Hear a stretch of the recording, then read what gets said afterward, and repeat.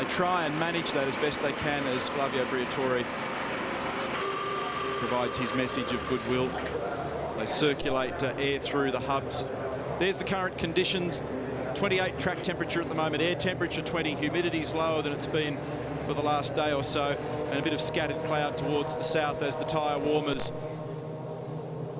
Just a word of warning, Rosberg is directly ahead of you, and he is pretty hot-headed from what we've seen so far. He tried to run his teammate off the track at the start of the last race. So just a reminder to Rubens Barrichello. Patrick Head had a word in quite strong terms to Nico Rosberg after that aggressive start at round 2 of the championship in Malaysia. So though Rubens has been warned, I suspect that Nico is going to be cautious on the run to turn 1 today. Rubens told Murray earlier, long way, he's fueled up, cars roll. Next time we see them on the grid, it will be for real.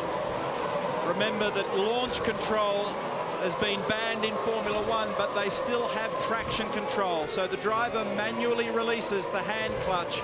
He engages the throttle percentage required, but then a massive amount of automation takes over. So typically the Renault team have been very strong in terms of their launch away from the line. We know about the weight bias in those Renaults and how well they've been able to launch away from the line, but partly due to the staggering electronic control and the traction control to get those cars away. How well will they run today? They command the Constructors' Championship, as you can see. And they've been dominant in the first 2 races so far this year. A win for Alonso in Bahrain, a win for his teammate Fisichella in Malaysia. And Renault have got the points on the board here last year. But this is the pole man, Jenson Button, still yet to win a Grand Prix. He gets frequently reminded by his countrymen, and a lot of pressure on him. You can check you're happy with your brake balance.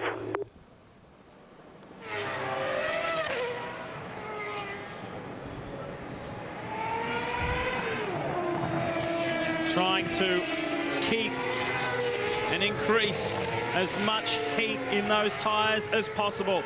Button said he needs to get away first, needs to get to the first corner first.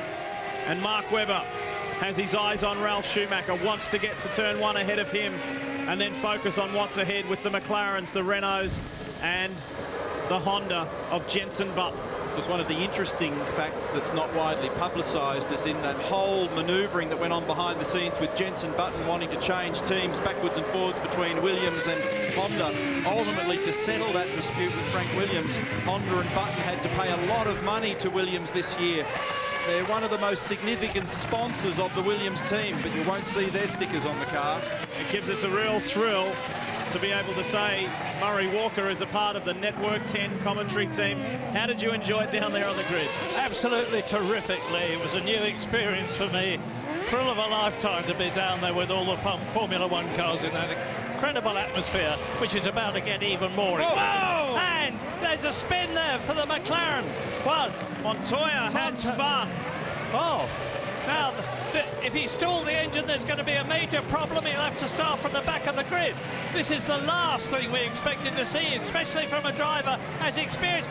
Oh, this is an absolute catastrophe for Montoya.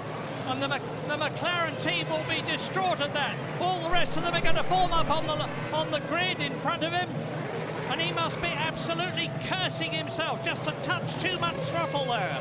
And the back spun away, and off he went. And look at him. Leave it. He's trying to grab reverse. He's got reverse.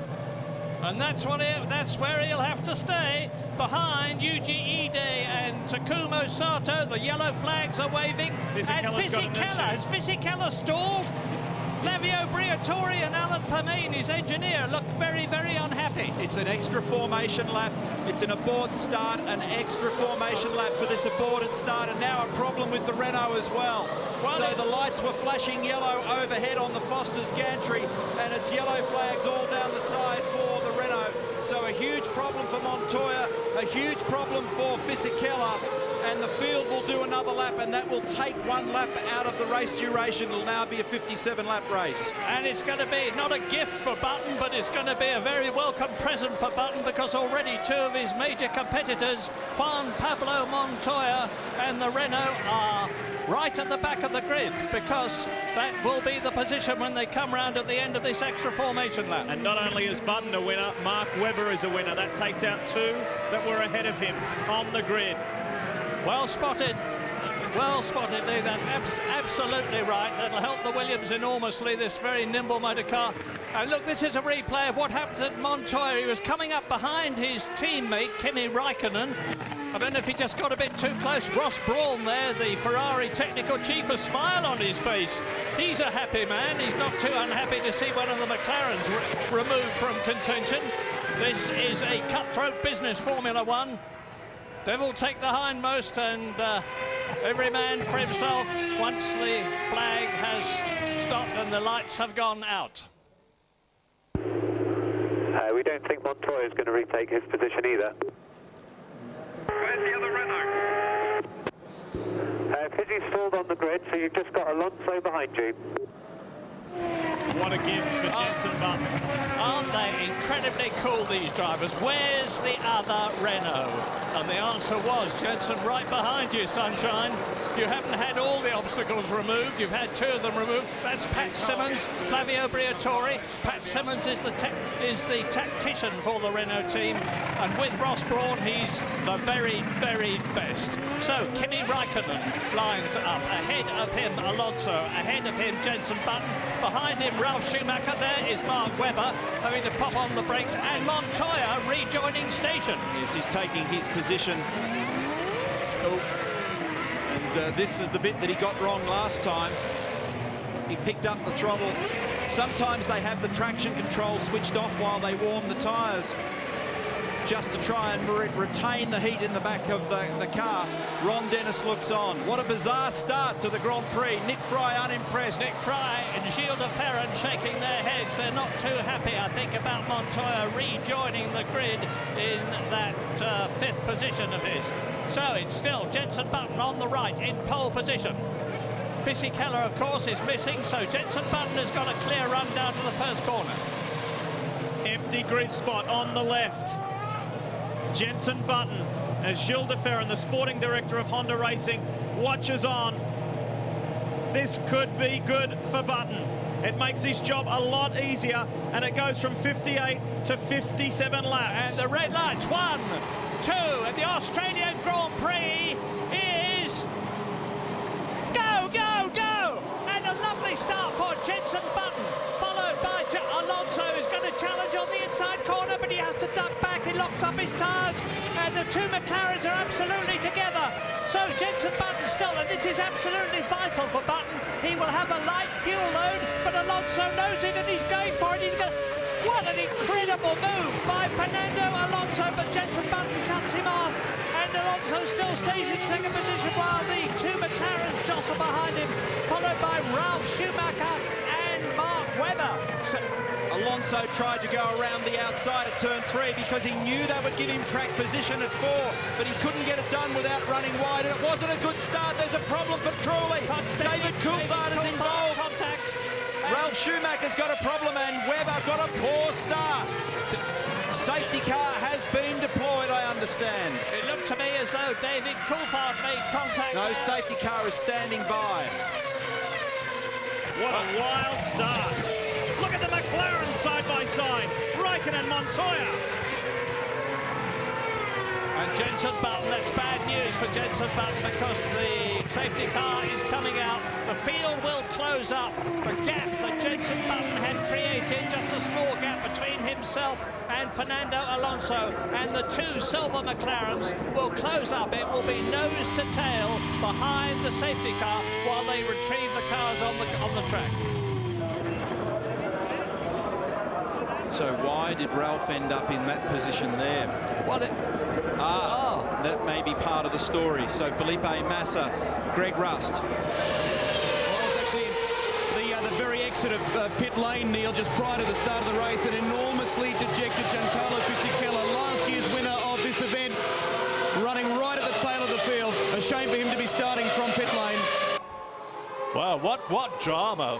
First of all, Montoya spins, and then Fisichella stalls on the grid. We have the safety car out. The Ferrari of Felipe Massa is out. Looks as though Ralf Schumacher is out. And here coming towards us is Nico Rosberg's Williams with the whole rear wing missing. Wow. Wow, 4 or 5 cars in trouble out of the 22 that started. Yes, and it was Trulli's car, the Toyota, that was in trouble because Ralph's still on the course. That's a lot of damage to Massa's car for the second day in a row as Fisichella gathers it up. An extraordinary start to the Australian Grand Prix as Nico Rosberg jumps from his Williams. There's something wrong. There was a fire. There was a fire. That's why he got out so hastily. Doesn't matter too much, I think, Lee, because the wing's missing. Well, here is the replay of the start. Watch to the right of your screen. Webber thought about coming across. Right there, thought again. He had the jump on Ralf Schumacher, but then stayed wide into turn 1. Yeah, the McLaren's closed off that gap. Heidfeld tried to get on the inside of him, and not a bad start from Trulli either. Now, I wonder, where is Rosberg? Rosberg's there. He and Massa have come together. On board with Alonso. Button up ahead. No Fisichella on the right, of course. And Alonso closes right up on the Honda in front of him. He's challenging. He knows that with a heavier fuel load, he's got to get past Jenson Button, but he doesn't do so. Contact there. David Coulthard was in the mix as well. Rosberg way out wide. And what an extraordinary opening stanza. And there's the contact there between Massa. Rosberg just had the whole rear wing assembly torn from his Williams. And 2 crashes in 2 days for Felipe Massa. Well, for whatever reason, Felipe Massa is not covering himself with glory as a Ferrari driver this year. And there's the contact between Jarno Trulli and David Coulthard. And that brings an end to what's been an unhappy weekend for Jarno Trulli. He's suffering from the flu, felt miserable since he's been here, and a miserable end as Fissy spins around. Stay with us.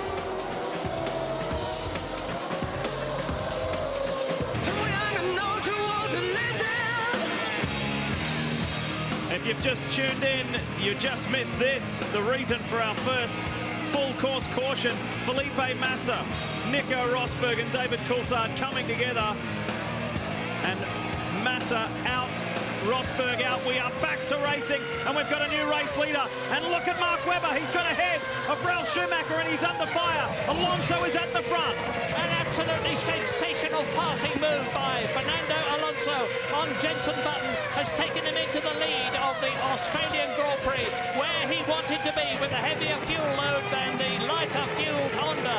And Ralf Schumacher is going well. He's in 4th position, but Webber is doing an absolutely fantastic drive. So there's Webber. Behind him, the McLaren. Behind him is Ralf Schumacher. There's your new race leader. And Fernando Alonso putting space between himself and the battle between Jenson Button's Honda and Kimi Raikkonen's McLaren, followed by Mark Webber in 4th position. Montoya is 5th. Ralf Schumacher is in 6th position. And Heidfeld in the BMW is in 7th place. Now, is Jenson Button going to fight back? We've had this problem before where Jenson has dropped back a bit. The Renaults really seem to have a grip on the race already. Fisichella, of course, in trouble after that, stalling his engine on the first start.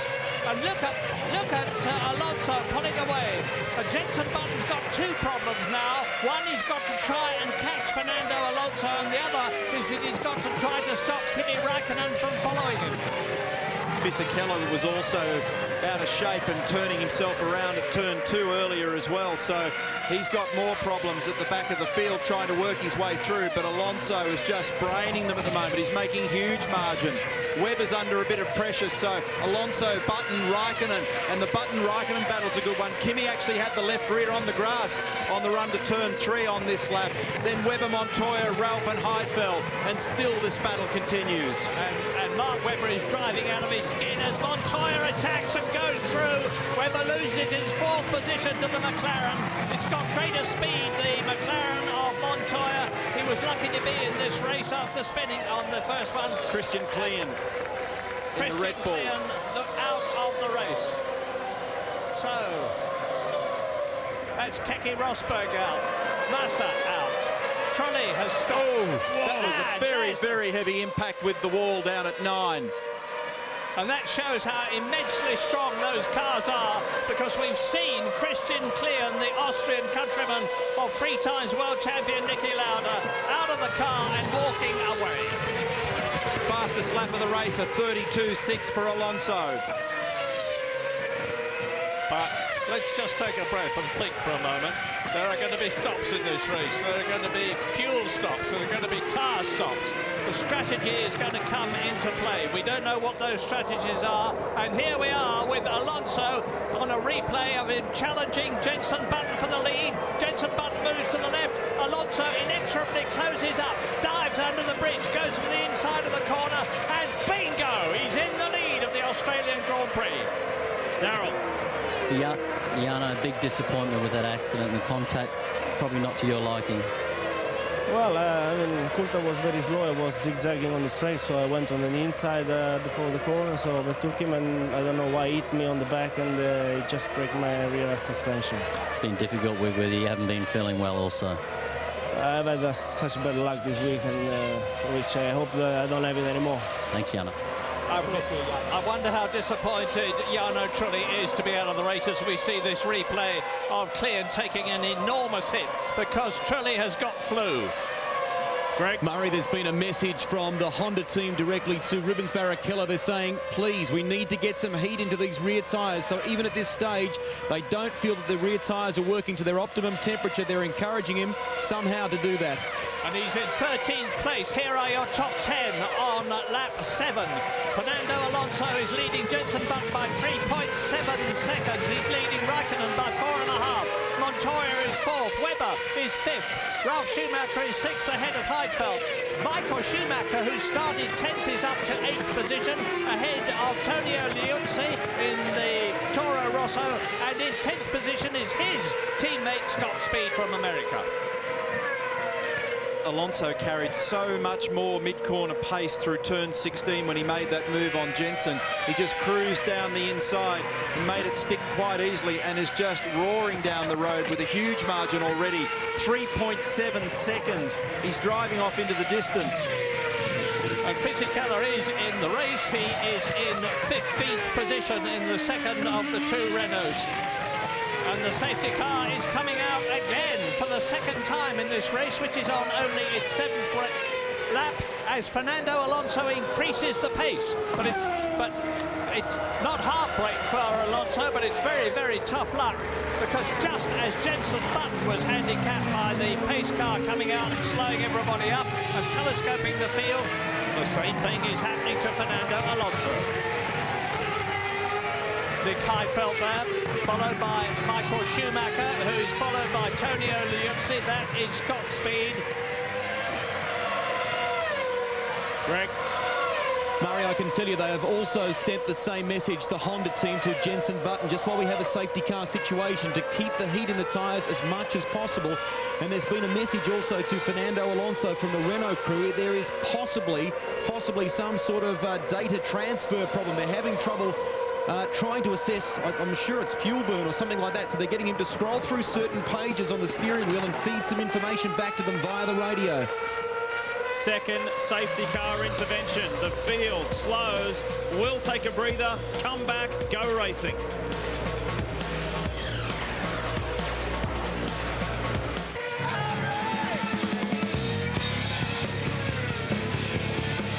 Lights are out on the safety car. We are set to go racing again. After the second safety car intervention to clean up the debris from Red Bull Racing's Christian Klien, who had a very high-speed crash. He, along with Jarno Trulli, Felipe Massa, and Williams' Nico Rosberg, teammate to Mark Webber, are all out of the Australian Formula One Grand Prix. And now watch Michael Schumacher in the background. He's up into 8th position in the Ferrari, and of course with the safety car having come out, the gap has been closed up. It's been a boon to Fisichella too, because although he's still in 15th position, he too is tight up behind the car in front of him, and that is David Coulthard. And the Australian race is go again with Raikkonen challenging Jenson Button Raikkonen going through, locking up his tyres, and he zooms through, takes his second position. So Jenson Button, who started in pole, has lost the lead to Alonso. He's lost the second place to Kimi Raikkonen. And Kimi Raikkonen is so hungry for a win as Button challenges again. They both run wide. Fight, fight, fight! Montoya sees his opportunity to close up. We're with Montoya now. Ahead of him is Button, ahead of him is Raikkonen. You know, people say to me that Formula One is dull. They must be out of their tiny minds. This is sensational. That was a remarkable bit of clean driving on the part of Jenson Button and Kimi Raikkonen, though, at turn 3, because they could so easily have interlocked wheels, but they managed to get the job done cleanly and fight on through the lap. Well, now watch Kimi Raikkonen. He's been liberated. He's cleared Jenson Button. Montoya's having another go. What a fantastic development. Button doesn't have the pace that we expected based on yesterday's qualifying performance. Remember that they've told Button to try and get more heat into his rear tyres. My goodness, he's trying. He's got somehow to keep the McLaren behind him. And all the time, Alonso is striding away now. He's well over a second ahead. Greg. Well, Nico Rosberg, that's a heartbreaking way to bow out of your first Australian Grand Prix. Just give us your take on it. Yeah, it was unfortunate because already before the start, so many people went to the back and went off. So I thought, oh, this could be a really good race for me today. And I was in a good position after the first corner. But unfortunately, the two guys on the inside did something, and Massa came flying over my rear. So, Nico, what's the status of the damage on the car? Obviously, you can't continue. Just tell us what's broken. The rear wing is broken, so and some probably suspension or something. That's why they didn't let me continue. Hard luck. Look at this, it's on again, it continues. Montoya and Button. Button has remained in front only just, and Montoya is growing impatient. Honda versus McLaren Mercedes. With Alonso now 2.7 seconds ahead of Kimi Raikkonen. Alonso has put up the fastest lap of the race so far. Listen to that V8 engine, revving at 19,000 RPM, over 700 horsepower. But Button stays ahead. It looks as though those rear tyres are working for him now.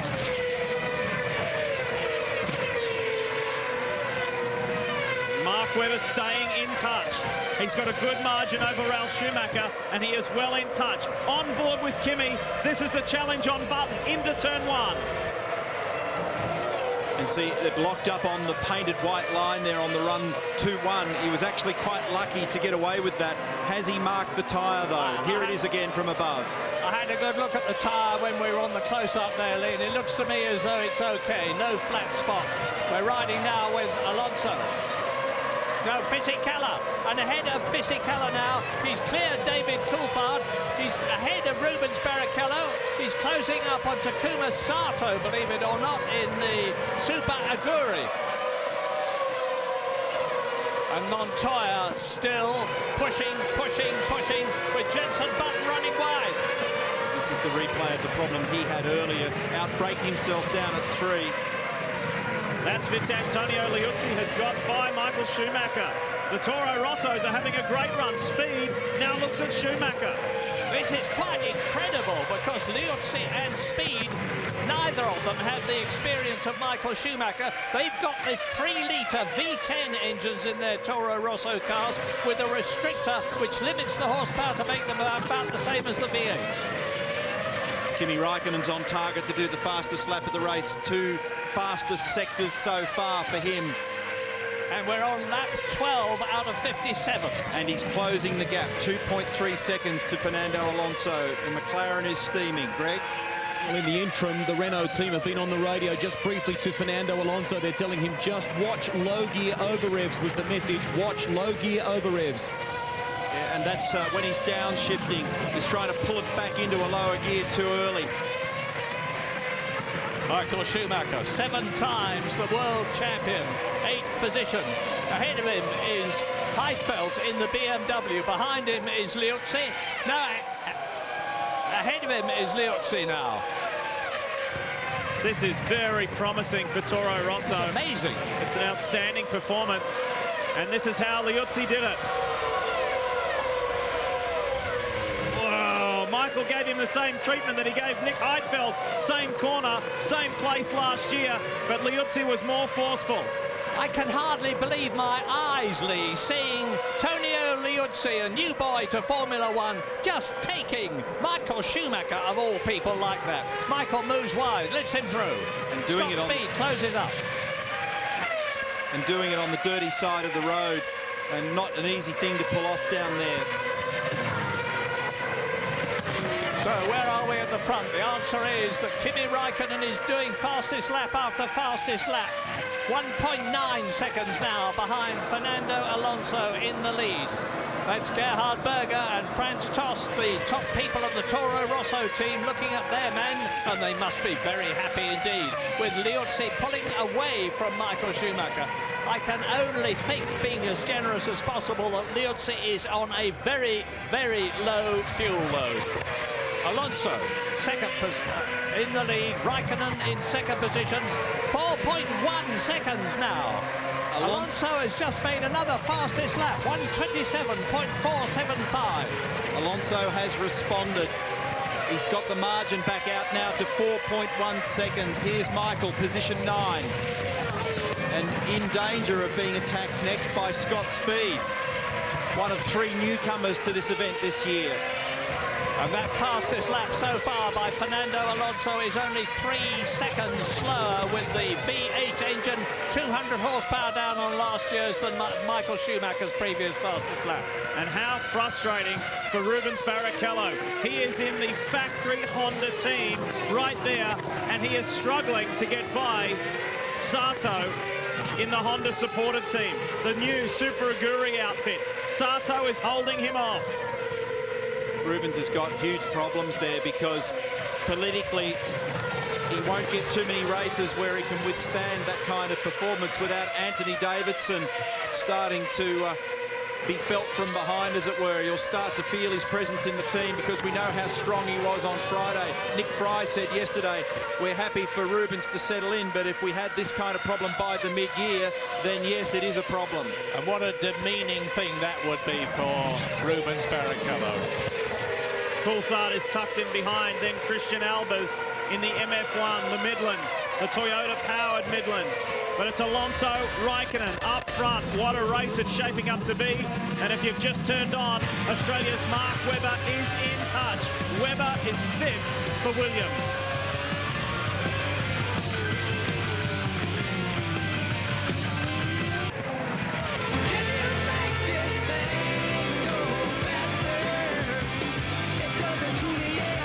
That's Michael Schumacher heavily locking the front right brake on the run to turn 1. He carried it for almost 100 odd metres and did damage. See that black mark on the front right tyre? That is a flat spot. He's in position 9 at the moment. Now, I'll tell you what happens when you get a flat spot. The tyres literally vibrate so much that your eyeballs virtually rattle in your head. The vibration is terrific. The same thing happened to David Coulthard this year, and it really, really puts you off. We're on lap 17 out of 57. What's happened while we're away? Scott Speed made several attempts to get Michael Schumacher unsuccessfully. He's dropped off the pace, and Giancarlo Fisichella has come through, and Schumacher is next on his list. Fisi is up to 10th, Michael is 9th, and Liuzzi maintaining his 8th. That was the race leader that just flashed through. Alonso, Raikkonen, and Button has maintained 3rd. He is handling the pressure from Montoya, and here is Mark Webber. In 5th position, Mark Webber. Alonso continues to improve in terms of fastest lap.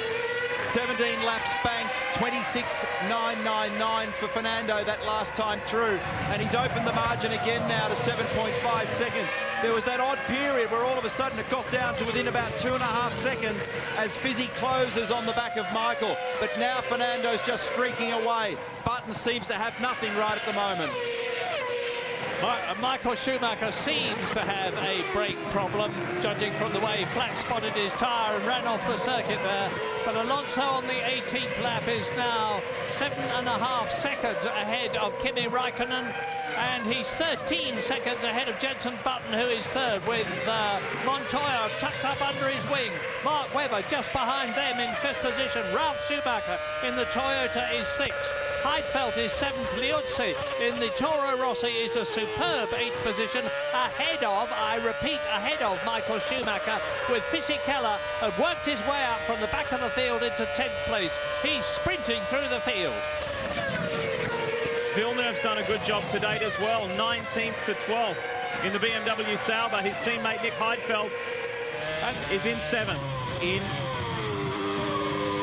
And it was about time we had pit stops. This is lap 18 out of 57 as Montoya comes into the pits and Webber moves up into 4th place. Ralf Schumacher into 5th position. Heidfeld to 6th position.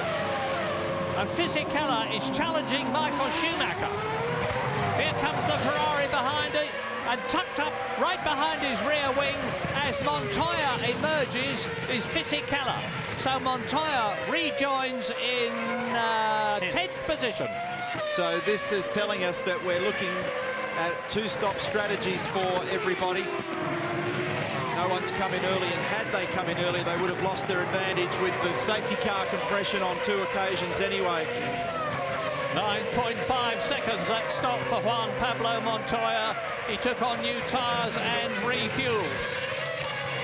And he's down to 10th place behind Michael Schumacher, who's moved up into 8th position. This is an important phase of the Grand Prix for Webber, who's now in a good clear air position. We know that he's got a little more fuel.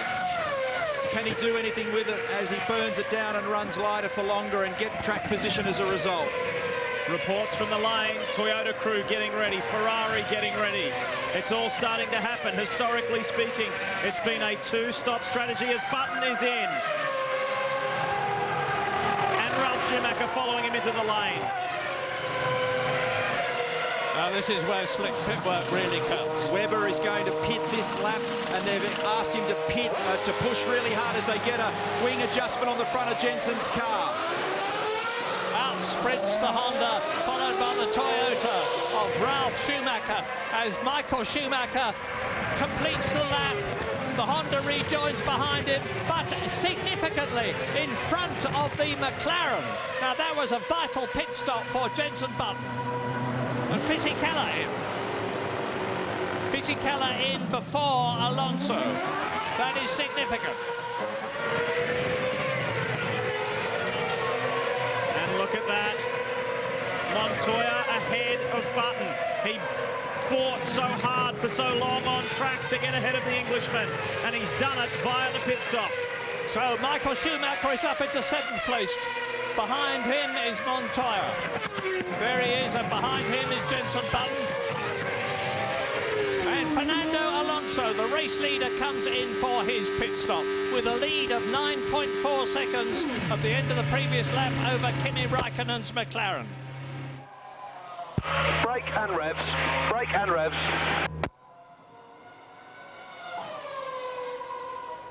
The incredibly cool and calm Fernando Alonso feeds in the power. That brakes on notice was, of course, was to enable the mechanics to get the rear wheels on. Turns in, and Alonso is on his way. Kimi Raikkonen leads the race. Webber is up into 2nd position.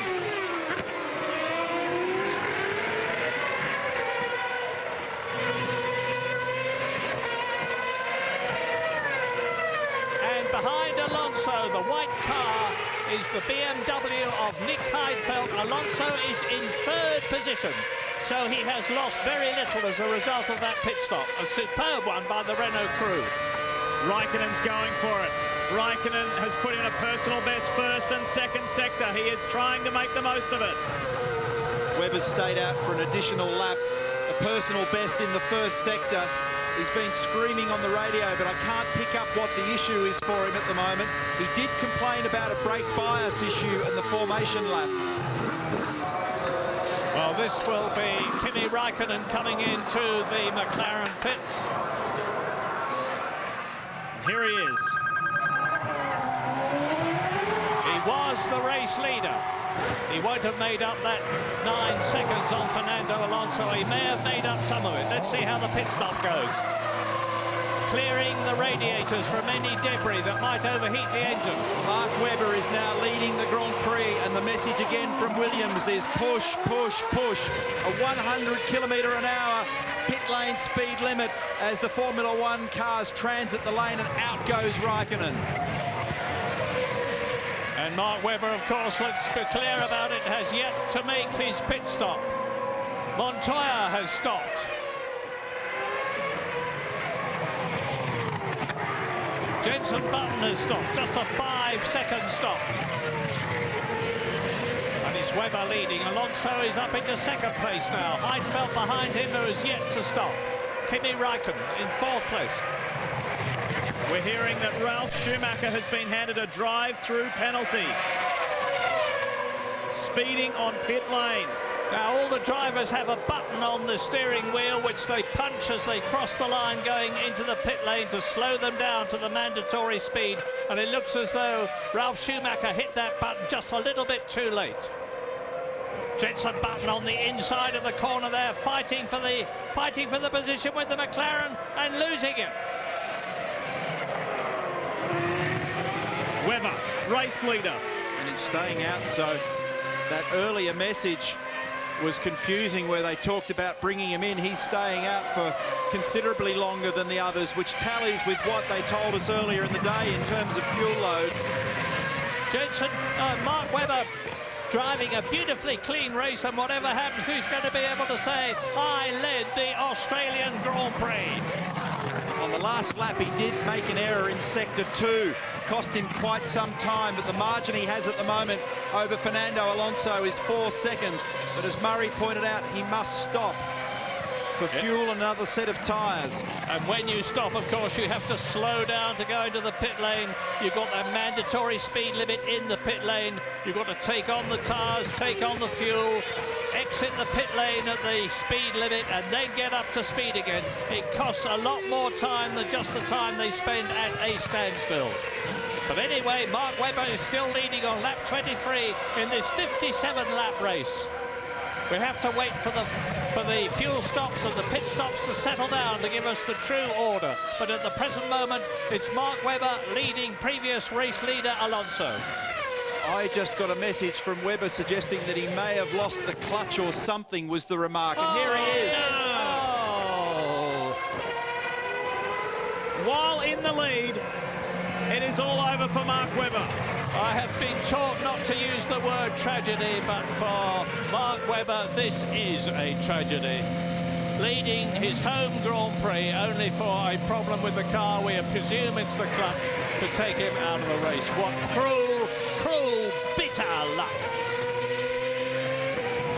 Oh.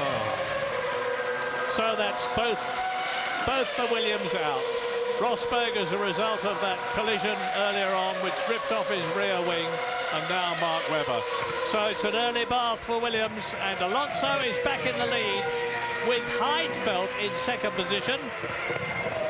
And Heidfeld has yet to make a pit stop. In Formula One, the word reliability is used so often, and it has not been there for Williams for the past 2 Grand Prix. Ironically, a BMW road car parked behind Mark Webber's Cosworth-powered Williams, and it was a BMW engine they used last year. But here is Jenson Button coming straight towards us. Look at the heat haze. And behind him is Scott Speed in the Toro Rosso. It's a bit of a false illusion that, because Button has made his pit stop and Speed has not. Button is in 6th position, Speed is in 7th place, Ralf Schumacher is 8th, Liuzzi in the Toro Rosso is 9th, and Jacques Villeneuve has worked his way up through the field in the BMW to 10th place. That three-way battle that's been going on for so long between Sato, Barrichello and Coulthard. Sato has pitted, and that's why Rubens had clear air ahead with Coulthard right behind. So Alonso has a 2.1 second lead over Nick Heidfeld, Raikkonen, Michael Schumacher, Montoya and Button the top 6. It's extraordinary when you consider the amount of testing that Williams and all of these teams have done through the winter period. 16,000 Ks for Williams, not a murmur of a driveline issue. They did 1,100 Ks in Valencia last week. Reliability was something they've been talking up, but the last two events, hydraulic problem in Malaysia, now some sort of a problem which by Mark's estimation was a clutch or something, he said. That was all it was on the radio. Remember we said at the top of the show, Villeneuve is using Massa as a template. He said Felipe came from the back in Malaysia and scored points. I can do the same here. Well, he's doing it. He's up into 7th. Greg. Well, Christian, it looked like a decent brush with the wall. What happened? Yeah, it was just I couldn't switch on or warm up the tires anymore, and I just hit the brakes, the rear locked, and off the go I went to the inside wall first, and then to the wall straight in front of me, and you know, there was nothing to do. Are you okay? I'm okay. I was getting checked at the medical center from two very nice, lovely Australian girls, and I'm fine. We wish you better luck at the next Grand Prix. Thank you. Well, we're riding with Nick Heidfeld, who is in second position, yet to make his pit stop, and here he is doing it in the BMW. Very, very encouraging race for them, because he was matching Alonso's lap speed.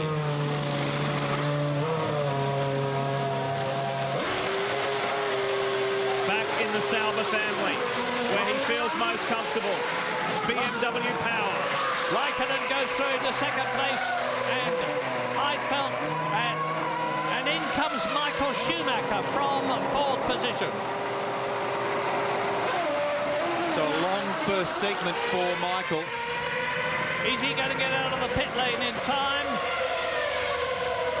Or is Villeneuve going to take him in the BMW? No, he is not. Michael Schumacher maintains track position ahead of Jacques Villeneuve's BMW and his brother's Toyota. So Schumacher is in 6th position now. Schumacher, Villeneuve, Schumacher. Some of the names of Formula One. Let's hear from Felipe Massa. Felipe, I guess any racing weekend, getting through the first turn's critical, and this one's been very disappointing. Yeah, definitely. It's very disappointing for me because, you know, I just became passenger. I was going to the first corner and I had a speed in one side, David in another side, and they just closed the door and make me a sandwich in the middle. And then I just touched one of them, and David just turned around and hit me completely in the middle of my car and put me in the guardrail. So I was just a passenger, you know. It's really a shame. Bridgestone are working tremendously hard to try and close that gap to Michelin, but Michelin's still looking pretty strong. Yeah, for sure they are really strong, and here we are struggling a lot to put the tires in the right temperature. So it's really difficult weekend for us. Thanks, Philip. I remember Graham Hill saying many years ago when his career was waning, I don't mind you meet a nicer class of person at the rear of the grid. But Felipe Massa won't be very happy with that. The moral of the story, as far as he is concerned, is qualify better, because he qualified badly. Let's hear from Mark Webber. He's with Darrell. Mark, motorsport can be cruel in a lot of ways. Mechanical failure.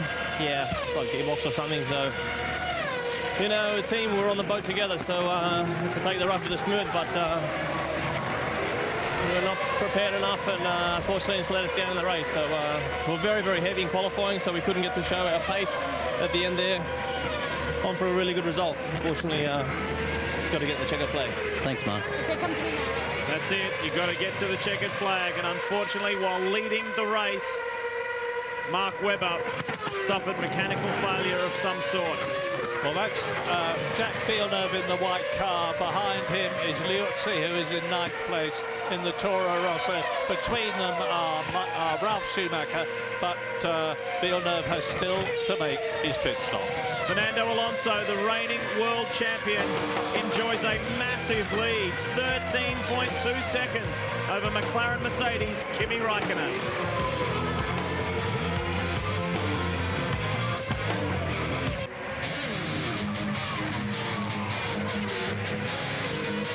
Welcome back to the Foster's Australian Formula One Grand Prix. Renault is dominating this event. A 17-second lead margin. Alonso to Raikkonen. Montoya is third. Heidfeld well placed in fourth. Button, then Schumacher. This underscores the reality that good cars remain good cars in all conditions. And the first two Grand Prix races of the year Renault have been so strong, and that was really underscored at the second event in Malaysia. It was a little more difficult to tell at Bahrain because of the amount of intensive testing that Ferrari had done there in the lead up to the Grand Prix. But they're just streaking away at the moment. Another significant fact, though, is the pace of Michael at the moment. He's sixth, but he's catching Jenson Button very, very quickly. The margin last time through was 3 seconds between these two guys, but Michael's beginning to eat that margin, upwards of half a second or more per lap. Greg, what do you have? Well, Giancarlo Fisicchella's team had been on the radio to him, Lee. They have been keeping an eye on the pace of Fernando Alonso at the front of this race. Fisichella, last year's winner, is currently 10th, and they feel that he's losing most of his time through the second sector, and they're telling him to hustle through that second sector and try and get on the same sort of pace as Fernando. Well, let's have a look at the team positions. Fernando Alonso, of course, is leading the race. His teammate Fisichella is in 10th position. The two McLarens of Raikkonen and Montoya are second and third. Nick Heidfeld going brilliantly in the BMW, and his teammate Jacques Villeneuve is in the top 10 at 7th place. Jenson Button is the leading Honda in 5th place, with Rubens Barrichello down in 12th position. Michael went off the road then, slipped off the road between 1 and 2, pushing hard. That margin now 2.1 seconds to Button, but he'll have lost some ground after they went past the computer timing. He is right on it. He locked up at turn 14. Seeing Jenson so close, he can see the target. Isn't it amazing? In 1999, Ferrari became dominant through 2000, 2001, 2002, 2003, and 2004. And look at them now. Here's the replay of Michael running wide here at 14 on the wrong side of the curbing there. Incidentally, Rubens has just come in for his first stop, so a long first stint for him. And here's the replay of Michael that I spoke about before, running wide left of the curb on the exit of turn 1. Probably a half second or more delay in that. And the McLarens clearly are not as fast as people thought they were going to be. Kimi Raikkonen now nearly 22 seconds on lap 32 behind race leader Fernando Alonso. Greg? Well, guys, Button is acutely aware that Michael Schumacher behind him there is pushing in his pursuit of the man who had pole for this race, and Jenson's just trying to keep a rhythm going, and he's asked the team at Honda, he says, please do not talk to me during corners. He's obviously conscious, Neil, with these cars. That is that. Montoya's taken another half a second out of Raikkonen, from 3.8 to 3.2 seconds. The Colombian is coming. 2 seconds lap slower than Fernando. This cannot be possible. You've got the same fuel load. I know you've got some understeer, but you cannot be 2 seconds slower. Come on. Come on, Fisichella, get on with it, they're saying, in effect. Alan Permain, his engineer, giving him that message, and 3.1 seconds the margin. It could have been even less than that if he hadn't run off at 16. There's Heidfeld. Oh, Michael is in the wall! Michael Schumacher has clobbered the wall on the exit of 16. He certainly has, and he's well and truly out of the race. And I bet the safety car is coming out again now, because there's going to be debris all over the circuit. And sure enough, the safety car is coming out. Both Ferraris are out of the Australian Grand Prix. Perfect timing for Jacques Villeneuve. And that's as a result of trying to make a car do something it doesn't want to do. He just didn't have the pace today, Michael. Didn't have the grip. He sneaks through the gap in the wall. He had the presence of mind to get it to the right-hand side of the road.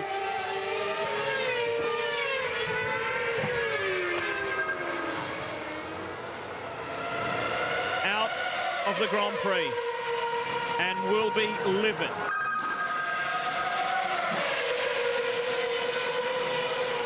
He's going to go out through the back of Toyota. Just doesn't know which way to go through there. His brother could tell him the way. Renault in. Alonso, race leader. At the time of pitting, had almost a 25-second lead. Well, what drama. Both Williams out of the race, both Ferraris out of the race. Second fuel safety car out yet again. That's the third time in this race, and we're on lap 35 out of 57, just 22 laps to go, as Kimi Raikkonen takes on new tyres. And a new wing, a wing change on the front. they're having problems getting it fitted. It's just not going back into place on the lugs. Now they've got it on. Done up. That's a costly... Oh, and Montoya has to wait as well. Not good for McLaren. Not good at all. No, they made the judgment that it's better to bring Montoya in while the pace car's out and make him wait a bit than send him round yet again. Which may look bad, but it's not as bad as it seems. Often occurs in V8 supercar racing. Well, a race of constantly changing positions. Watch Michael Schumacher. Final turn. Understeers wide on the wrong side of the ripple strip on the grass, then bounce, and it takes him up into the wall on the left side. It was the bounce off the end that did the damage. It's not the first time we've seen Michael do that. He has done it before. Same corner, same place. And look at those shards of carbon fibre, which can be as sharp as a razor. It will take some time to clear the course now behind the safety car. They'll have to sweep it very, very carefully indeed, because if any of those razor-sharp shards are left on the tarmac, they can slice straight through a tyre. This is a replay of Montoya holding his hand up in despair. What can I do? That's Kimi Räikkönen, my teammate, in front of me. Out he goes, and I've been losing time while all this is going on. What a way to run a railway. Michael actually had that thing pretty much under control. He'd taken the load out of it and was just surfing through the problem, but they tripped on that little bump right at the exit of the curb, and that just sent the car into the wall on the left side. Can you believe it? Webber out, Schumacher out. It has been an eventful race, and it is far from over.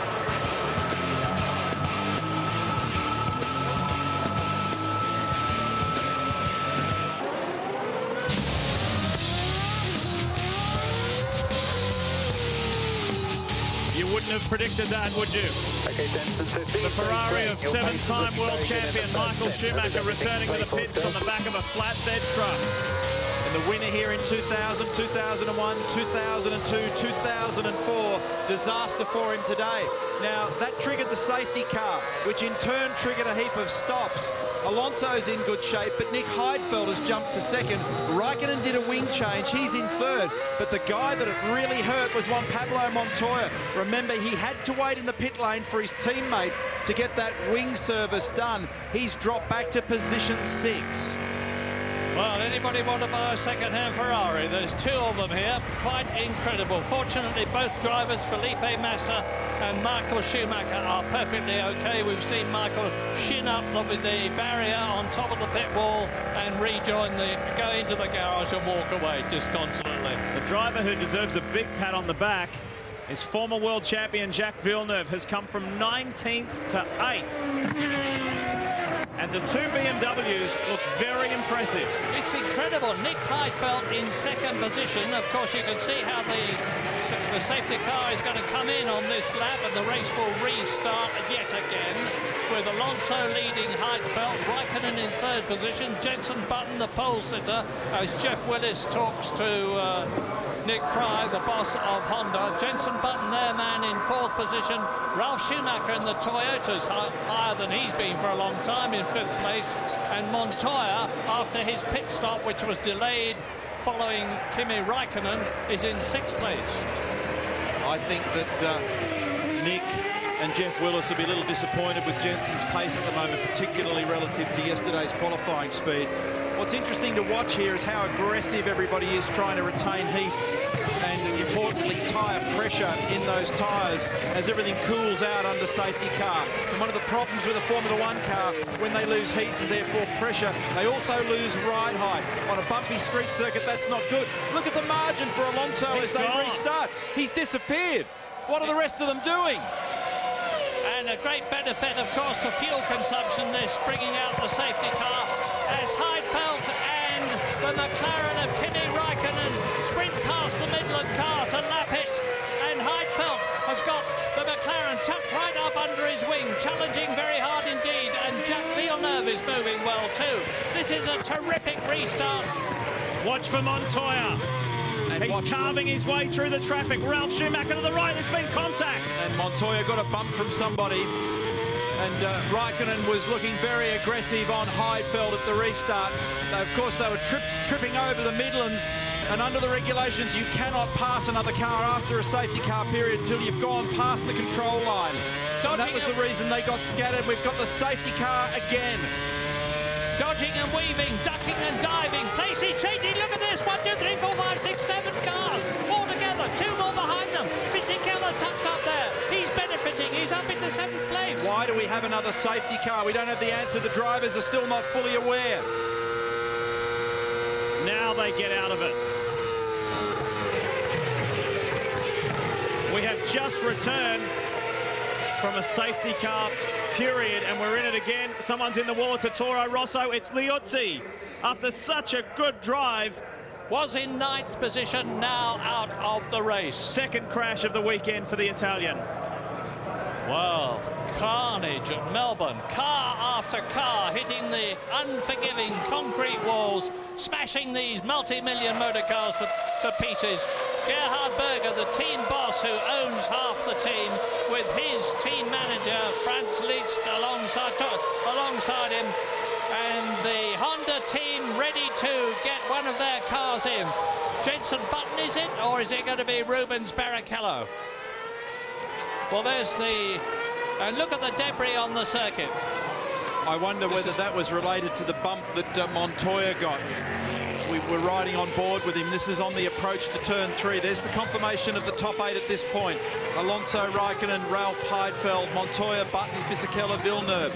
So Heidfeld has dropped 2 spots there. So potentially, for the first time this year, there is a Toyota on the podium, 3rd position. Lee, you've been out to Cologne and you talked to Mike Gascoigne about the Toyota. They put in a terrific effort. They're getting some return here. They really worked hard in between the last Grand Prix and now with Bridgestone. They particularly credit Bridgestone for coming up with a tyre that would suit the TF106 a little better, and so far so good. But the frustrating thing for us, for Australians, is that Mark Webber had the pace to outpace Ralf Schumacher, and now the German is in 3rd and our man is out of the race. It's fortunate there's a 3-week gap to the next event in Europe, to Imola. They're completing this first cycle of flyaway events, Bahrain, Malaysia, Australia. They'll need it to recover from this. For many of them, they're back in Europe on Wednesday testing. It's going to take a big recovery from the mess that we've created today. No one has come close to Fernando Alonso today. He may not have started on the front row, but he has been first class, the world champion. Oh, he took the lead from Jenson Button brilliantly, and then he just drove away. And if it hadn't been for the safety cars, he would have been in the next county. There's Johnny Herbert and Mike Gascoigne on the right, technical director for the chassis from Toyota, talking with Herbert. And that'll be, can you ask your blokes to get out of the way when we restart this race? We don't want to lose margin. I mean, at that last restart, it was terrible how much the Midland cars had let Fernando go at the start. It was astonishing. It was hundreds of metres. Yeah, and Johnny Herbert, of course, is with the Midland team. Sporting Relations Officer for MF1. Some replays of the action from earlier, and that's Liuzzi. So he goes from one side of the track to the other. And nearly collecting Villeneuve in the process. Once again, a shower of sharp carbon fibre litters the tarmac. Every likelihood that that'll be a lost tub on that car because it's made huge contact with the wall there. And this is where the run down to 3, and then they're going through. Montoya got hit. Oh, this is after that. You know what, I reckon that Heidfeld actually has been unfairly passed because after the safety car intervention. What's happened is 2 or 3 guys have jumped him and they've not readdressed, and I wonder whether race control, whether the race director will look at this, because Heidfeld had track position and I think got cleaned up around the back on the run through 8 and 9. Well, the yellows were out, the SC boards were out, and they were all still into it. They were all still in race mode. And he's down in 5th position now. But I'm certain that, and this is purely a guess, that he would leap onto the radio and scream about that scenario, because when you know that you've backed off because you've seen a yellow flag or an SC board or had the message on the radio and people go by you, you will typically erupt. And now we've just got 18 laps left, and the safety car is coming in this lap with Fernando. It's so sticky. I mean, it's not the time to talk, but I tell you, we're going to have to see struggling like a pig. I'm struggling like a pig, says Rubens Barrichello. There he is. We're going to have to change the materials. I presume that he's talking about brake discs and he's got a brake problem. I don't know that for sure, but there's the safety car. There is Alonso leading, Raikkonen in second position. Ralf Schumacher is in third place. We're with Jenson Button here. This is where things got a little crazy. Look at Kimi's on the left, Ralf Schumacher's on the right. Contact between Kimi and Jenson Button. Now, did that derange Jenson Button's left front suspension on the Honda? They're very delicate, those wishbones, if you hit them in the wrong place. They're made of carbon fibre. So Montero is the driver between. It's happening again.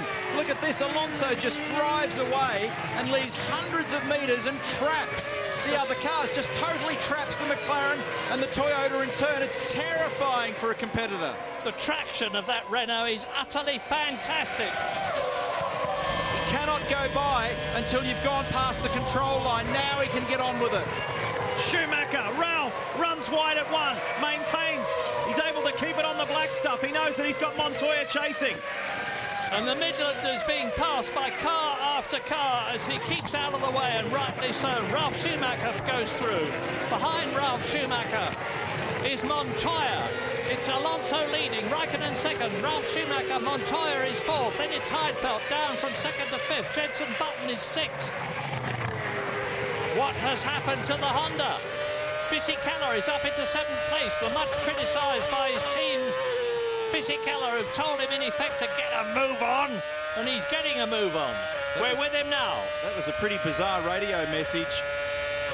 We know that you've got a little understeer in the car, but you cannot be 2 seconds a lap slower. Get on with it.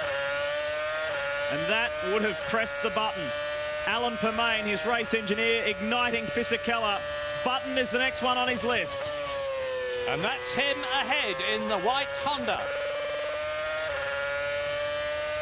That 41 out of 57. And just listen to him flicking those as he goes down through the gearbox. Vroom, vroom, vroom. He just flicks the lever underneath the steering wheel. And it's all done for him. I can't wait to check this margin. What a free kick for Alonso. It's 5.1 seconds to Kimi. And what a transformation for Toyota, because Ralf Schumacher is only 1 second behind Kimi Raikkonen in second place, and Fisichella is right on Button. He's caught him. Now he just needs to get him. Button is in trouble. The pole man has done nothing but slide backwards all race. And Fisichella is about to move with a bit of luck for him up into sixth position to increase his potential point scoring situation as the Midland tours onto the grass. Thiago Monteiro, who've been passed by car after car after car, and there are now just 15 cars left out of the 22 who started. His teammate Christian Albers has got Heidfeld, Button and Fisichella closing in on him very quickly. The first American since Michael Andretti in 1993. Scott Speed is just one position away from scoring his first World Championship point. And that would be some compensation for Gerhard Berger's team after Tonio Liuzzi came out of the race. And that's Montero being pulled back into the garage. End of the Australian Grand Prix for him on lap 42.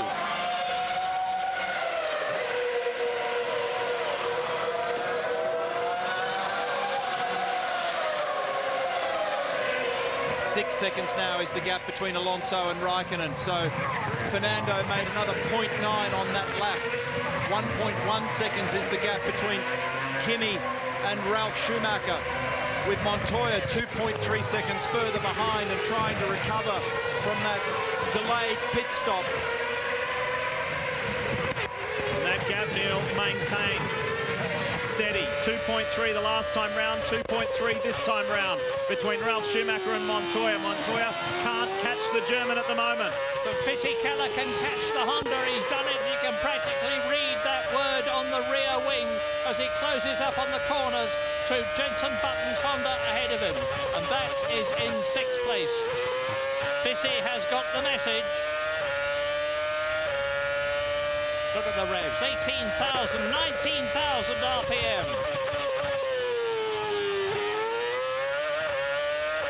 you see why these Formula One drivers are such superstars. This looks like a PlayStation, but this is the real thing. And Montero out. We've got Alonso in the Renault, leading Raikkonen in the McLaren Mercedes, and Toyota is looking at their first podium of the year.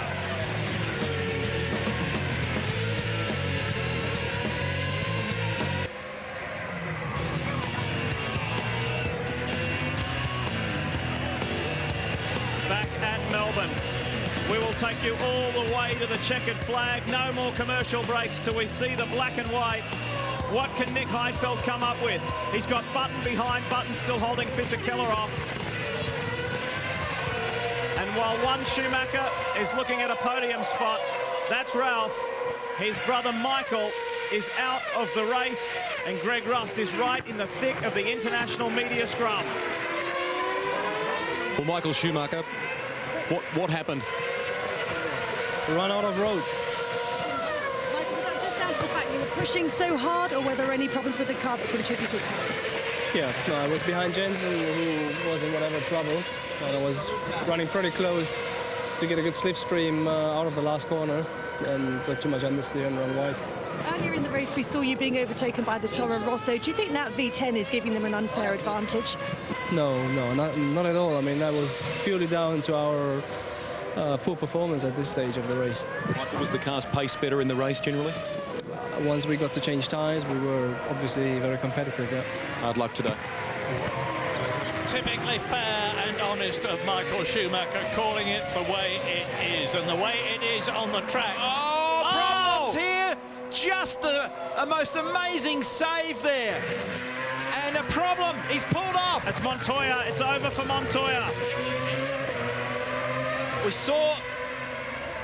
So that means that Heidfeld moves up into fourth position as Ron Dennis calmly looks at the television screen ahead of him. Montoya now, are we going to have yet another pace car to remove the stationary McLaren from the track? Is it in a position of danger? I wonder whether Juan Pablo actually hit the pit lane speed limiter button then, because we saw the flashing light illuminate at the rear. Often when you're trying to catch a car that's getting out of shape and your hands are frantic on the steering wheel, weird things can happen. Good call, Neil. That could well have happened. But thank heavens Montoya is perfectly all right. Not very far to walk to the McLaren gantry. That was looking as though it was going to be a repeat of Michael's incident. Well, the safety car is not out, and Alonso is on another very quick one. He's made the fastest lap of the race, incidentally. 1:26.9, which is about 2.5 seconds off Michael Schumacher's previous V10 fastest ever lap at Albert Park. He was almost there. Montoya was trying to get on the podium.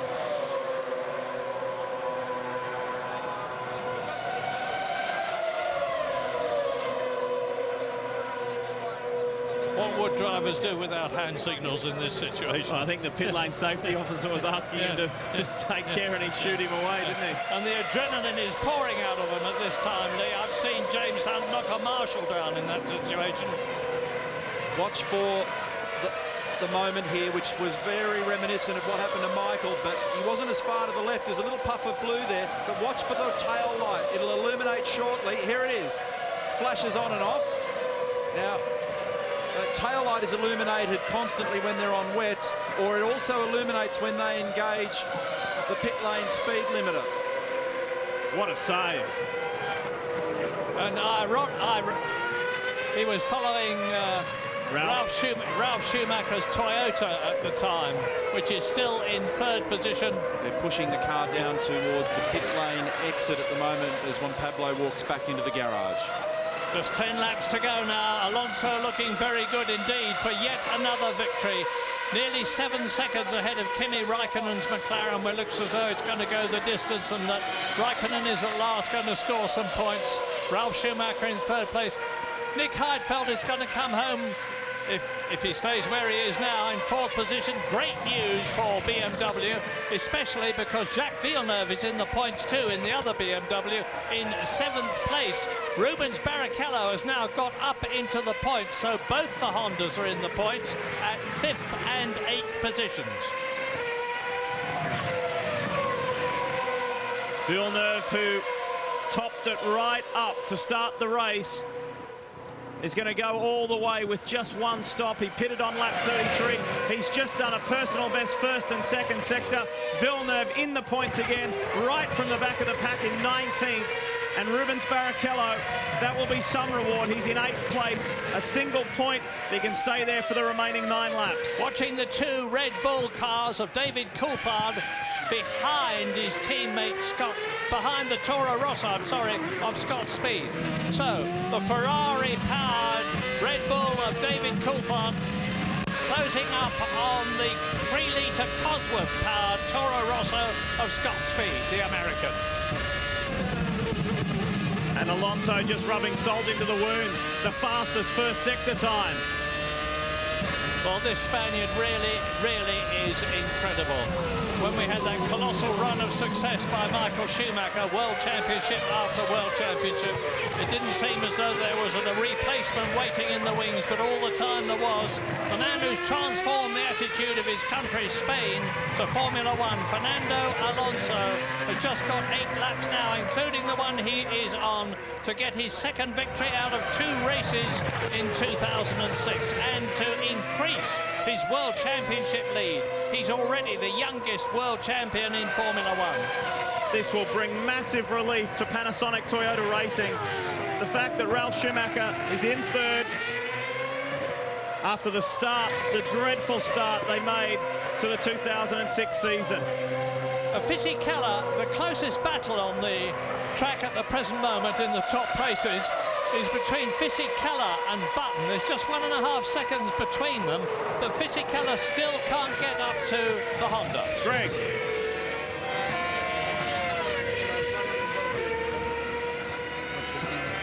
We're just in the middle of a scrum here, guys. I'll come back to you shortly.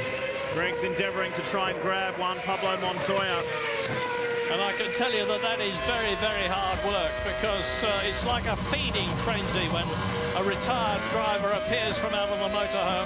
There's dozens of media people there, and they all want to get at them, so good luck, Greg. So, what is it that gives you wings, Lee? Yeah, Red Bull. It's Red Bull, and David Coulthard is certainly flying. But not hard enough. Scott Speed is still ahead of him, and Coulthard is out of the points, as is Scott Speed. But if one car ahead of Speed has trouble, he's going to be in the points at 8th position as we watch Ralf Schumacher in the Toyota, securely driving along in 3rd position. You up 1 second per lap. Juan Pablo, was it some sort of electronics problem? What's transpired there? No, I think it's electronics. I think it just shut off completely, you know, like it went into neutral, it just shut off completely. Not linked to the pit lane speed limit at all? No. What was the race like? I mean, it's an unbelievable race that's been unfolding today. What about from your side of the things? But it was, you know, at the beginning of the race I thought it was going to be a disaster. Then it just started coming into us, and then this. Hard luck.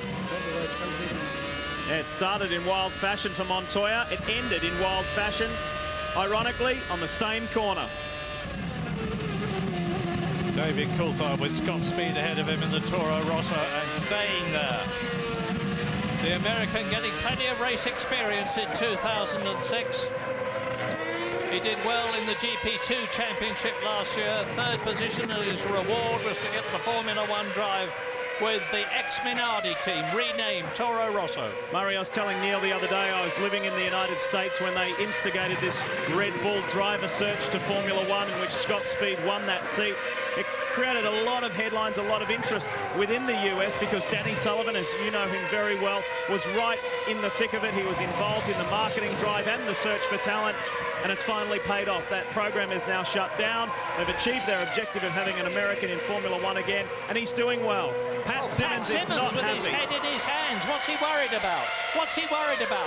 Alonso is leading the race. Fisichella is in 6th position. They are both well and truly in the points. Alonso is still nearly 10 seconds ahead of Raikkonen. Fisichella may not be able to catch Button, but he's still well and truly in the points. But Pat Simmons, the master tactician, is looking unhappy. Or is he just tired? And remember that these fellows can get a lot of information from their cars via telemetry. So is there a problem that they are seeing in the garage that's been conveyed out to the pit wall? They're not using a lot of revs in the Renault at the moment. Sounds is healthy enough. Listen. Upshifting at just over 18. That doesn't look or sound like a second motor car, no. Not at all. I wasn't suggesting that, but they're not using all of the available revs because we've seen them north of 19,000. Okay, David, you just have to pass him. You have to pass him. Simple as that. Oh, thank you. You know, it must be very frustrating. You have to pass Scott. You have to pass Scott. Oh, all right then. You don't think I'm trying? It must be very frustrating for a race driver to sit there, someone belly aching away in front of the pit lane. You've got to do better, sunshine. Christian Horner, the sporting director at Red Bull Racing, watches on as his man who scored Red Bull Racing's first championship points here last year in Melbourne. I think Red Bull do not want to have the indignity with their Ferrari V8 engine of being beaten by one of the Toro Rosso cars with the V10 3-litre Cosworth engine. Maybe that's what it's all about.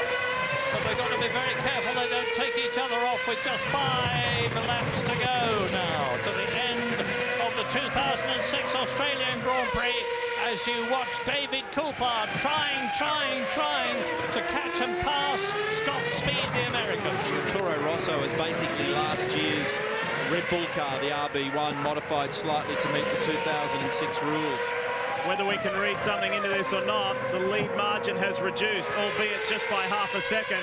But that's the first time we have seen it go the other way. Raikkonen closer to Alonso. Yeah, Raikkonen is on it. His fastest first sector, the fastest second sector of the race. This circuit, like all of them, is divided into 3 sectors for timekeeping purposes, and that's the fastest third sector for Raikkonen. Darrell. Antonio, it was a fantastic start to you for this race. It looked like you were going to be in the points there for a while. Yeah, it was a really big shame because I thought that we could have really fight for points. It was really, I think, a good race from the beginning onwards, and I was really upset when Jacques put me into the wall at the restart of the race because I was overtaking him as well and was already done the overtake. He just pushed me until it was the end of the road. I don't think it's the way to do it because at 300 km/h is dangerous, we can hurt each other. But anyway, if this is the way to race, and I know it worked. I'm really surprised I didn't tell him anything, but we'll see. The only shame is that we could have scored point, and now we have to wait 1 more week. Thank you. Rusty? You were mentioning, guys, about the pace of Kimi Raikkonen, and I can tell you that Renault is very, very aware of that at the moment. In fact, they've radioed both drivers and said that during the stop, the wing change or adjustment that they've made to Raikkonen's car will improve his pace. They know that, and from Renault's standpoint, they've asked the boys to keep the pace on. Certainly for Giancarlo Fisichella, they know that the middle sector is where he's hurting at the moment. There's lots of encouragement coming from the team. Rubens Barrichello, in an effort to overcome these brake problems, they've told him to move maybe too forward on the bias for now. Raikkonen is flying. 8.4 seconds the lead margin now. He's taken a second out of Alonso. Yes, last lap for Kimi was a 26.4, plays 27.7 for Fernando. So have they just wound him down slightly, keeping in mind these engines must do 2 events. It was fresh for this weekend, or does he have an issue? And look at this, Fisichella in 6th position has closed right up on Jenson Button in 5th place. Remember, he was told by the team to get a move on. He's closed right up on the Honda in front of him. He's going to be challenging through it. He's very nearly in a position to come out of the slipstream of the Honda. He has a quick look. Jenson Button closes the door, but Fisichella is now really travelling faster than Jenson Button's Honda, which started in pole position and is now in 5th place. And there's just 3 laps to go. It's going to be a tremendous climax at the front because Raikkonen has got the gap between himself and Alonso down to 7.1 seconds as we watch this battle for 5th. And it's still Ralf Schumacher in a secure 3rd position for Toyota. Heidfeld in the BMW 4th ahead of Jenson Button, who is ahead of us now as we ride with Giancarlo Fisichella. Not only will it be Alonso's first win here at the Foster's Australian Formula One Grand Prix, Raikkonen has done the fastest middle sector of this race, a 23.1 in his pursuit of Fernando Alonso.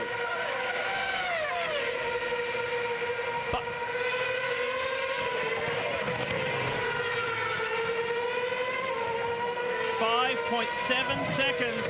It's as close as it's ever been.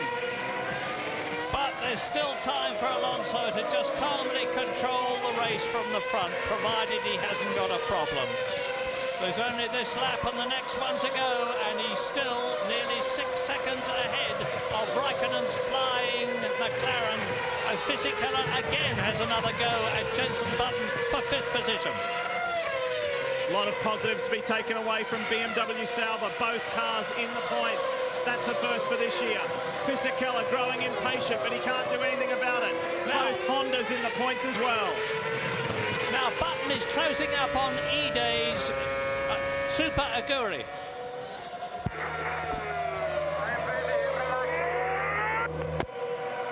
Okay, mate, I'm fairly chilled out myself. He said he was fairly chilled out. I think all is well, actually. I think all is well. Nearly 6 seconds between Fernando Alonso and Kimi Raikkonen. Almost at the end of the race. It's looking very secure for another victory for Renault, another victory for Fernando Alonso from Spain. And it looks too as though Jenson Button is going to be able to stave off the hard-trying Giancarlo Fisichella in 6th position to the end of the race, with Villeneuve in 7th position ahead of the last point scorer, Rubens Barrichello. The 24-year-old Spaniard has an unblemished record here in Melbourne. He finished 12th on debut for Minardi, 7th in his first appearance for Renault. The last 2 years have been 2/3, and now he's on his way to a win. But if Fisichella plays his cards right, he might get Jenson Button here, because Button has got to catch and pass E-Day Super Aguri. And if E-Day gets in the way, it could give Fisichella the opportunity to dive past Jenson Button's Honda and take 5th position. But no, E-Day moves out of the way, sees them in his mirrors. Fisichella closes up now. Now he really can read the wording on the wing. 1 lap to go for Fernando Alonso, and another famous, fabulous victory, this time in Australia. Another fastest sector for Kimi in the middle sector. He's red hot at the moment, 22.9. He's got the margin down to 4.3 seconds, but Alonso's cruising. 10th career victory, his first on the streets of Melbourne. World champion Fernando Alonso wins the Foster's Australian Formula One Grand Prix. From Kimi Raikkonen by 1.8 seconds. So Fernando Alonso, I believe, was controlling things to the end of the race. A typical cool, calm and collected reaction from the Spaniard. So Renault wins, McLaren is in 2nd. There is Ralf Schumacher taking Toyota's first podium of 2006. Ahead. Button has blown up! Button has blown up! He goes out in flames! Can he get to the line before Fisichella? No! Oh, can you believe it? The Honda fails right with the finish line in view. Look at it! He's just a matter of a few meters from the finish line, and it's seized up solid, and Jenson Button is finito. And David Coulthard just fails to take Scott's speed. What an incredible climax to a race that has been full of climaxes. Wow, 57 laps of Albert Park, and that familiar waving hand from Fernando Alonso. Lovely win, mate. Grazie, fantastic. Grazie. That's Flavio Briatore, the Italian team boss for Renault. He was the man who nurtured Michael Schumacher to World Championship in 1994 and 1995 for Benetton, and he's doing it again with Fernando Alonso as a very unhappy Jenson Button walks in. What a nightmare for Jenson. What an absolute nightmare to work that hard for that long and to get so close to the finish line and not to get a yield from it. Alonso, the winner from Raikkonen, who did the fastest lap at the very end. Here we go, the replay. The thing absolutely smokes and let goes at turn 15 and explodes turning onto the front straight. I'm surprised that Fisichella didn't end up in the wall. Well, that's going to increase Renault's lead in the Constructors' Championship, because they've got both their cars home in the top 5. Alonso the winner, Fisichella in 5th position. at the oil. Oil everywhere. Ralf Schumacher in third. Nick Heidfeld fourth. Fisichella surviving for fifth. Despite these scenes at the end for Button, he slipped and slid but got across the line in the Renault. Jacques Villeneuve seventh. Rubens got points in seventh for Rubens, sixth for JV. Scott Speed finished eighth and therefore came home in front of David Coulthard. First Formula One World Championship points for Speed, but it's all about this guy. He won the first Grand Prix of the year, he's won the third, and is defending his World Championship beautifully. The next time we see him here in Melbourne, he will be in a McLaren Mercedes. But for now, it's all about Alonso and Renault. And as you rightly pointed out, Neil, reliability is the name of the game, particularly for these vital first three races of the new year. And Alonso has now won two of them.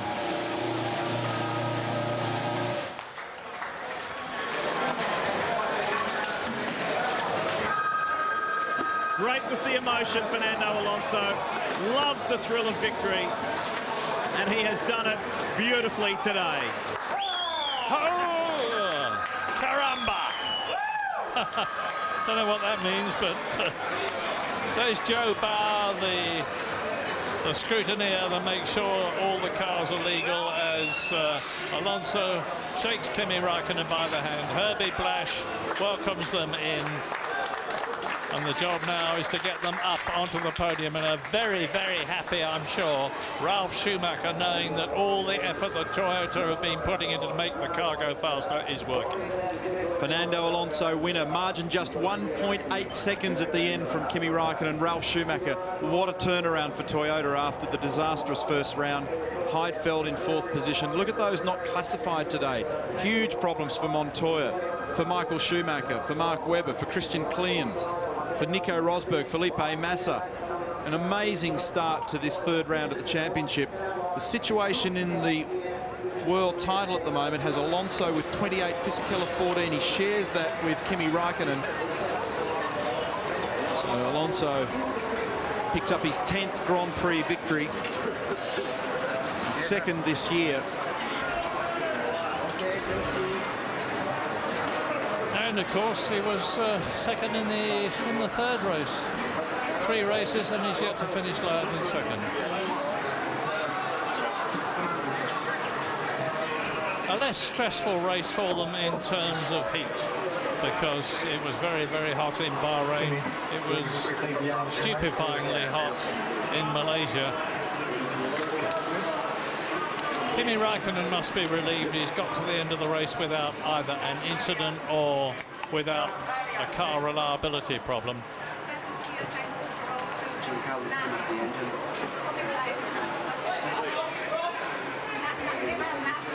Well, your golf partner's a happy man.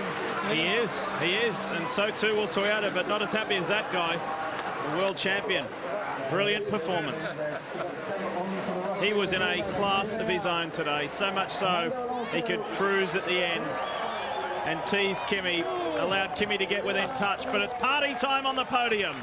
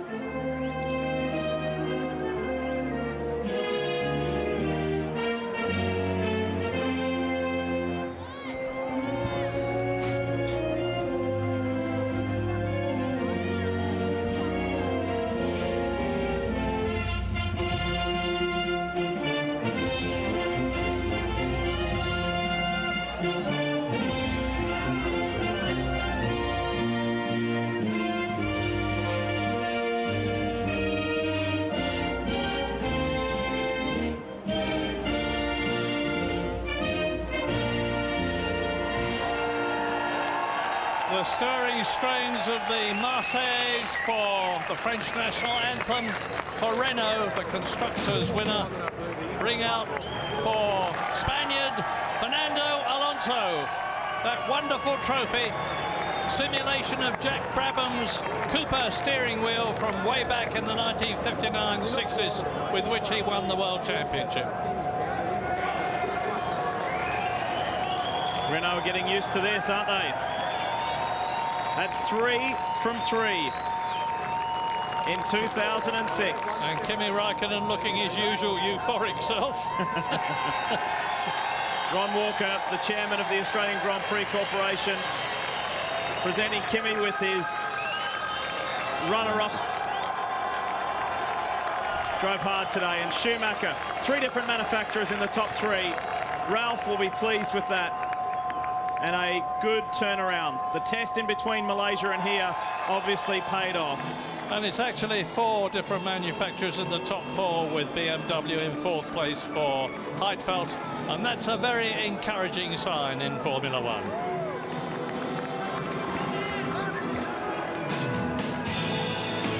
We will hear from our top 3 when we come back, and we have got still so much more to come with a full wrap of the Australian Grand Prix.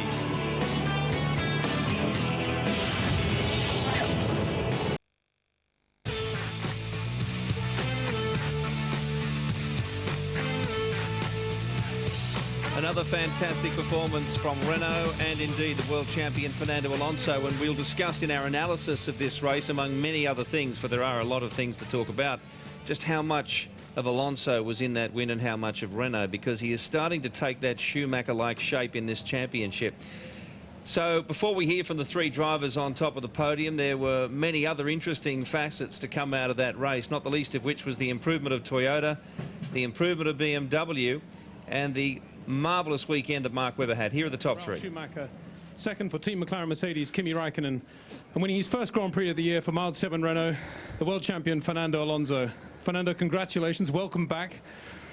What a race. First of all, Giancarlo, your teammate having a problem, that I guess opened up the first corner a little bit for you. Yes, in a way, yes, because it was a little bit difficult. Jenson did a good start, so I guess if Giancarlo was there on the inside, it was a little bit more difficult. But you know, I don't know exactly what happened to him. We have to see and check that it doesn't happen anymore to him or even to me. So part of this, I think the race was a little bit crazy. I didn't understand some moments of the races that I was maybe 20 seconds ahead, and the gap disappeared after 3 or 4 safety cars in 10 laps. And but you know, I think the car was perfect. There was not any risk to lose the victory in any time, so I was quite big confidence. Well, there seemed to be problems, a lot of problems getting temperature into the tyres at the restart, but on every restart you got a fantastic lead. Yeah, it seems that our car was a little bit warming the tyres better and ready for the first lap. It happened the first lap when Jenson was leading the race. I overtook him quite easy on the straight on the restart. And then the other ones, I was pulling away in the first 2 laps, like 6 seconds, and then was enough to maintain the gap. And, you know, was a little advantage today for me. Just talking about Jenson, the opening lap of the race, very close with Jenson. Very close, especially at the start. I locked the tyres and I nearly hit him in the first corner. Then we fight really close for 10-3, but as always, when I fight with Jenson, I had no problems at all. It's a lot of respect from each other, and we didn't have any problem. And you know, then after that, he went back and disappeared from the first places, and it was a little bit easier for me. And then your second pit stop under the safety car conditions, no problem there, but then late race pressure from Kimi.